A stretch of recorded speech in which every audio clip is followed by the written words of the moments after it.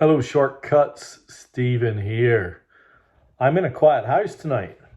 For the second weekend in a row, my wife and Ailish are off seeing Taylor Swift. So we all went in Melbourne last weekend, and Melissa grabbed some tickets and is off tonight again. And so I've been doing some work and also thinking about what I might do for shortcuts this week. And I think I've come up with something interesting. I have a list that's coming that is purely classic rock staples. But I have a list that I'm doing right now, which is non-Japanese and is purely records that I think sound great. And it's been inspired by a couple of interesting things that I found over the last few weeks that I think some of you might like. So there you go. So this has got soul and funk and blues and jazz, but none of it Japanese. And all of it, I think, interesting. Okay, so as usual, the price list will go out at 9 p.m. on Wednesday, which will be Wednesday the 28th. So you'll have some time to experiment and listen to some of these before deciding if you want to take the plunge. And I really think you should. Some of these are great. So I'm going to start with this. Regular watchers of the channel will recognize this. So, I don't know, 6 months ago, I did a review of Vinyl Me Please's Cadet box set, which I just received. In fact, I did an opening. I opened it on my YouTube channel. And it's absolutely wonderful. There's no other way to describe it. It's just magnificent. I love it. Cadet were a spin-off of Chess that explored nuances and little alleyways in the world of 70s music, late 60s, 70s music, that the main label Chess couldn't quite get to. And it categorized itself as there's a world of excitement on Cadet. So it was all to do with new and fascinating and different. So it had Electric Mud by Muddy Waters and the mono version of Hey Mama, Etta James, two great records. But as I've been listening to this box over the last 6 months, they've not been my favourite records. And then I bumped into someone I know who knew someone who was selling some of these records as separates. And what I've done, they're quite expensive just because of the nature of the box. It's now sold out. But I bought 3 of my favourite records on the Cadet box as separates. And I'm just going to pass them on to you guys at cost price. And the 3 records are wildly different. And I have no idea which one to start with. But I'm going to go with this one. So these are 3. So just to be clear, these are actual copies of records from the box set, except separated from the box set. These were remastered from the original analog tapes by Bernie Grundman. The sleeves were perfectly replicated from the original Cadet tip-on. They're absolutely beautiful. I've played all 3 of them today. In fact, there were some club members came around this afternoon and we played all 3 of these. And I will try and describe how these sound, but let me just begin. All right, I'm going to start with this one. All 3 of these I had never heard of before having this box set, which I think is amazing. The first I'm going to talk about is Afro Harping by Dorothy Ashby. So Cadet is a very short-lived label, and acts like Terry Callier and a couple of others, Dorothy Ashby, became a bit more famous in the 90s. Some singles and things that they had caught on in bizarrely rave clubs and various things. And Cadet became a thing. And people started exploring Cadet and trying to understand what this label was and what, the guys were doing. And so this record became an extremely expensive record. If you were looking for this prior to the re-releases from a few years back, you were talking hundreds of dollars to get Afro harping Dorothy Ashby. So Dorothy Ashby is a harpist, but don't let that color what this is. This is one of the funkiest, most soulful. It is like James Bond themes, but slightly off-piste. There's, in the opening track, for example, Soul Vibrations, which you just gotta listen to. It sounds like there are 3 tambourines being shook in this incredible rhythm that kind of syncopates such that she pulls these arpeggios out of the heart that are brilliant. And it has this galloping soul background and strings coming out of nowhere and little motifs and just things, little bits of guitar all over the place. And a lot of that is to do with this guy, Richard Evans. So there were 2 kind of impresarios in Cadet, Richard Evans and Charles Stepney. And Stepney was all about drama and strings, and Evans was more about rhythms and bass hops and things. So a lot of these records were sampled by the likes of DJ Shadow. Tribe Called Quest went nuts on Cadet. In fact, one of the records coming up was sampled numerous times. Just a single record sampled numerous times by Tribe Called Quest across their career. So if you don't know Afro harping, Dorothy Ashby, give it a spin. But just imagine that whatever you hear on Spotify will pale into comparison the first time you spin this on your deck. Now, Tim, I hope you don't mind me mentioning Tim, you were here when we played this today, and you had the recent non-Bernie Grundman release. And let's be clear, this is far superior to that release from what I could tell from Tim's reaction. So that's record number 1.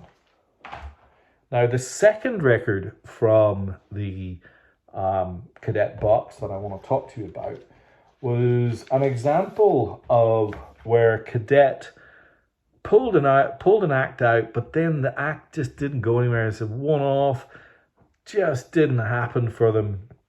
And it's this. The record's called S.O.B. and the band is called Shades of Brown.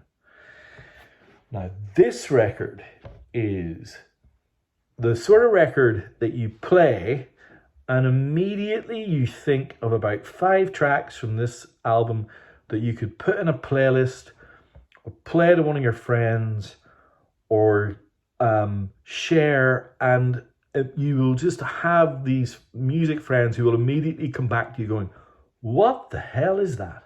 And I promise, the opening track, Light You All Up, is they're pounding out a rhythm, and it's kind of it's like funk music sped up to about 3 times the normal syncopation, and you're kind of thinking, well, that's weird. But then there's this bass voice, this really bass voice that comes out of the left channel, and it does nothing but make you smile. In fact, when I was playing it with Stephen and Tim today, I was laughing when he was playing, but not in a whoa, this is great.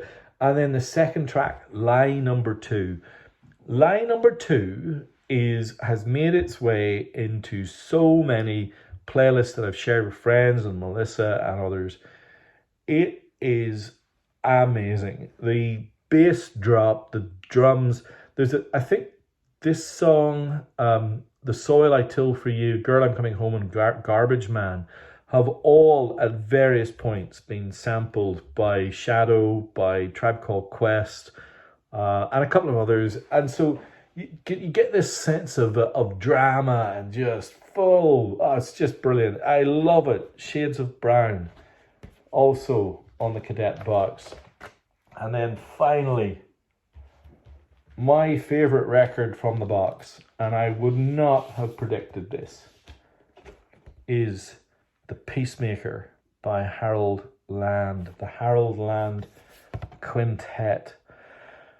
Man, Harold Land on tenor sax, Bobby Hutcherson on vibes, Joe Sample on piano, the amazing Donald Bailey on drums, and Buster Williams on bass. Why this record? There are about 5 times on this record when I listen to it that I just think to myself, that is so goddamn beautiful. I don't know how they captured the pleasure that must have been taking place in this room when these guys were playing. Because the images on the back, it seems so serious. And the first time I listened to it, I thought, that seems incongruous. Why is this record on here? And then the second, third, fourth time, I'm waiting for Bobby Hutcherson to come in. Bobby Hutcherson is so subtle on this record. His keys do not overpower. The vibes are just, they tinkle and play, and they're supple and fun. I tell you, it's a great record. And to find all 3 of those in the box, never having not only had I never heard of them, I'd never heard of them. They were just new. And the box is gone, but those 3 are available. Even if you don't buy them, give them a listen and investigate the Cadet label. It's really special. All right, now I've got the next 3 records are 3 of my favorite Vinyl Me Please audiophile pressings of all time. And I am so delighted that one of them is a repress. One of them I found after being looking for I don't know how long, and one is completely new. It is just hot off the press. I'm going to start with the one that they've repressed that I am so delighted they have. And it is this. Nina Simone Sings the Blues. My personal favourite Nina Simone album. And I absolutely love the art print that came with this. And I'm so glad in the repress that they kept this art print. It's wonderful because she's got, obviously Nina Simone had her troubles and had her strife. But on this record, whilst it says the blues, she is having a ball. And the band are smoking. And it's the colorway that the Vinyl Me Please chose, it kind of plays around with this blue hue that came from the original sleeve. Mastered from the original analog tapes by Ryan Smith of Sterling Sound. The listening notes with this are wonderful as well. Again, give it a tinkle on Spotify or wherever you play, YouTube, whatever it might be. It's great. I'm actually going to go with the hot off the press new thing that has been kind of a staple here in the week since I got it. And what I've been trying to do with a lot of these now is grab a second, because I kind of know that these are the types of records that Vinyl Me Please just nail. And this is my personal favorite Sly Stone record. It's got 1 or 2 songs that are pretty challenging. And I think if you know the record, you might know what I mean. But in and around those songs, you have an absolute stone cold masterpiece. This is Stand by Sly and the Family Stone, where there's a riot going on is sludgy and muggy and incoherent and a bit paranoid. Stand is joyful, tuneful. It has some of the best instrumental drops of all time, some of the greatest singles of all time. Everyday people and they sing a simple song, and others. Lacquers cut from tapes by Ryan Smith, AAA again. Limited to 1,500. So this will sell out soon. Look at that beautiful image on the back. It just says Sly. So good. So that's the repress that I love. That's the new that I love. And here's the old that I love that I've never been able to find another copy until now. And it is this. I love Ray Charles. But second tier for me. He's not up there for me personally with Nina and Al and Syl Johnson and I guess Millie, and those are some of my personal favorites. Millie Jackson's Caught Up. I know now, you all know how much I love that record. I'm so pleased I've been able to find some copies for some of you. Ray, just that little bit below for me, except for this record. And it's a double, and it's this. Ray Charles, Modern Sounds in country and Western music. So this is a trifold. I'm going to try and show you this. Double LP that Vinyl Me Please did. And there's Volume 1 and Volume 2. When Ray Charles just decided to blow things up. I love the colour scheme that they took off the album. It plays as good as it sounds. Often this record you find in bargain bins because it's trashed. Do not accept trashed. This record is phenomenal. This pressing is magisterial. Love it to bits. So happy to have found it. Now, I've already raved about this in a previous video. This is the high fidelity repress of Marquee Moon by Rhino. I doubt there'll be a better record released this year. I know one of you grabbed it last time it was on the list. Cannot recommend this highly enough. Again, this is limited. It will sell out and it's great. Don't miss it. I'm running low on time, so I'm going to speed through some of these. So Vinyl Me Please, also pressed in the same run as Stand.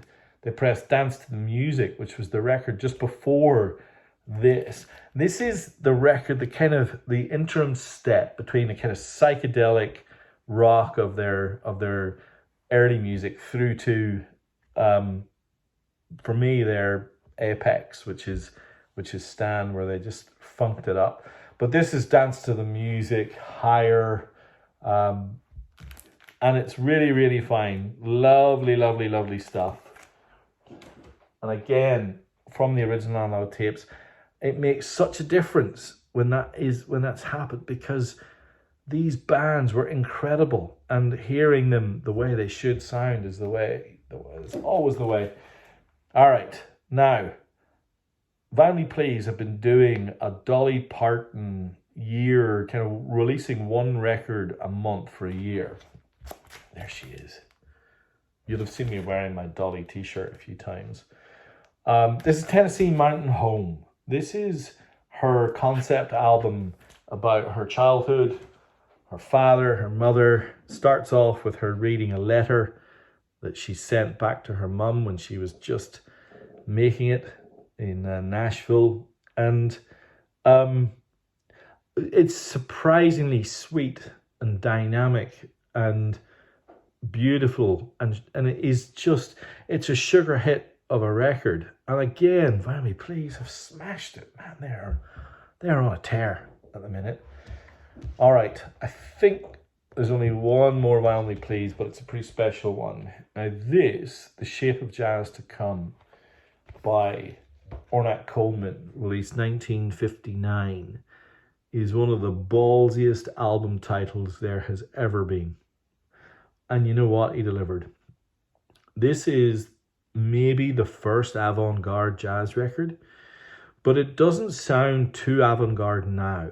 And so therefore, for me, it is surprisingly consumable. Except when I put it on, my missus will yell at me to switch it off. So I have to listen to it when she's not around. Look, you all know, I am not a jazz aficionado, but I like what I like. And I sometimes can't really explain when I do like it. This record confounds me. But unlike Love Supreme, where I'm confounded and I just want to close my ears, this record confounds me and I want to lean closer. I want to try and suss it. Maybe it's its innocence. Maybe it's because it's so exciting for its newness. Maybe it is the fact that, Ornette Coleman was looking at a saxophone and thinking, you're not really a saxophone, you're something else. That's all part of it. Anyway, another beautiful Vinyl Me Please pressing, sleeve notes and all that kind of fun stuff. All right, 3 to go, all wildly different. Now here's an interesting one. This is the 2008 first press US of Fleet Fox's debut album, Sealed. This was bought in Urban Outfitters in Chicago. It includes the Sun Giant EP, which to me is the best thing they ever did. And so on Sub Pop, still sealed, 2008, Fleet Foxes debut album. All right, 2 to go, and they're both doubles, but in very different ways. This is the really well-regarded 2017 double press of Iggy Pop and the Stooges garage stomp classic, Raw Power. Now, what you get here is one album is the David Bowie mix, and one album is the Iggy Pop mix. You take your pick. For me, it's the Iggy Pop mix. I like that it's rawer and deeper and bassier. But I know others who love the sheer incendiary noise of the David Bowie mix. And so probably one of the greatest 1-2 punches in the history of rock music. Imagine Search and Destroy followed by Gimme Danger. Look at those photos on the back. Really lovely copy. And finally, I have a beautiful music on vinyl copy of Miles Davis's Live Evil. Surprisingly vibrant and lovely pressing, and on a really, it's quite a mad record in many respects. It's on the original Columbia label. It's in fantastic condition. All of these records are near mint, other than the sealed record, because I have no idea what condition that's in. But I suspect it's near mint as well. This is it. So there you have it. An unusual list for the soul and classics shortcuts presentation for February 28th. If you're interested, remember the price list will come out 9 p.m. Sydney time on Wednesday evening. Please like, subscribe, leave me a message if you found this interesting. And yeah, there were loads of messages last week, which I really enjoyed. So please keep it up. And thank you so much for watching if you stayed to the end. Bye.